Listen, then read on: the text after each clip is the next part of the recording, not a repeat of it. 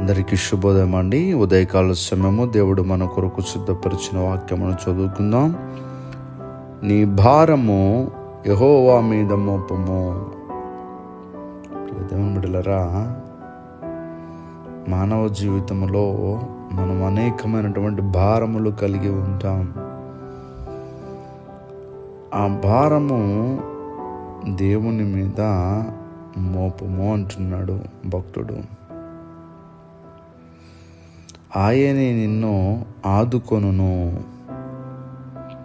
నీ భారం ఆయన పని వేస్తే ఆయన నిన్ను ఆదుకుంటారు అని చెప్పి కీర్తనాకారుడు మాట్లాడుతూ ఉన్నారు. 22వ కీర్తన 8వ వచనంలో కూడా యెహోవా మీద నీ భారము మోపము అని అక్కడ మరొక వచనంలో దేవుని యొక్క వాక్యం మాట్లాడుతూ ఉంది. మరి ఉదయకాల సమయంలో నీ జీవితంలో ఏ భారాలు ఉన్నాయో, అప్పుల భారము అంటాం కదండి. కొన్ని భారాలు మనం మోయలేము. ఆ మోయలేనటువంటి భారములు దేవుని పైన వేయాలని వాక్యము సెలవిస్తూ ఉంది.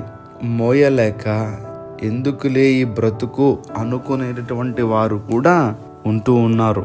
ఒకవేళ ఈ ఉదయకాల సమయంలో ఏ భారాలు నీ జీవితంలో ఉన్నాయో ఆ భారములు దేవుని పైన వేయి. మరొక చోట దేవుని వాక్యం ఇలా సెలవిస్తూ ఉంది, నీ పనుల భారము యెహోవా మీద నుంచుము అంటున్నాడు భక్తుడు.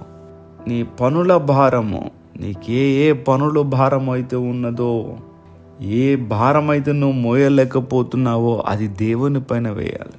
ప్రియ దేవుని బిడ్డలారా, ఒక మూట మనము ఎత్తలేకపోతున్నాము అనుకోండి, ఎవరన్నా వచ్చి మనకు సహాయం చేస్తారు.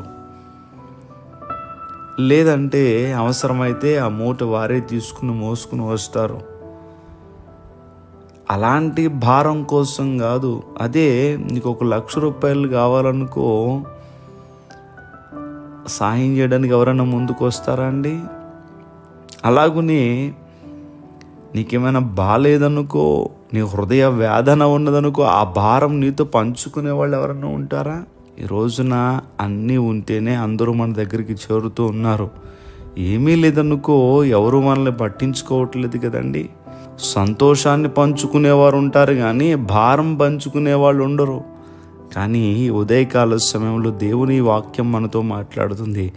మన భారాన్ని దేవుడు పంచుకుంటానని మాట్లాడుతూ ఉన్నారు. కనుక నువ్వు చింతించకుండా, భయపడకుండా, నీ భారం ఏమైతే ఉన్నదో ప్రార్థనాపూర్వకంగా ఆయనకు నువ్వు అప్పగించుకుంటే నీ భారములన్నిటి నుంచి కూడా దేవుడు నిన్ను విడిపించి, నిన్ను తేలికపరిచి సంతోషకరమైనటువంటి జీవితాన్ని నీకు దయచేస్తారు. దేవుడి మాటలు దీవించును గాక. దయచేసి ప్రార్థన చేసుకుందాం. సర్వశక్తిమంతుడా, మీకు వందనములు. ఈ ప్రార్థనలు ఏకీభవించిన వారి యొక్క జీవితాలు ఏ భారములు అయితే ఉన్నాయో ఆ భారములు నీ పైన వేయాలని వారు విని ఉన్నారు. కనుక వారి హృదయములను తేలికపరిచి ఈరోజు నీ బిడ్డలు పనులు చేస్తూ ఉంటుండే వారి పనులకు తోడుగా ఉండి వారి అవసరములన్నీ కూడా తీర్చి ఈరోజంతా నీ బిడ్డలు చేయి పట్టుకుని మీరు నడిపించమని యేసుక్రీస్తు వారి యొక్క నామం పేరట అడిగి వేడుకుంటూ ఉన్నామా పరమ తండ్రి. Amen, amen, amen.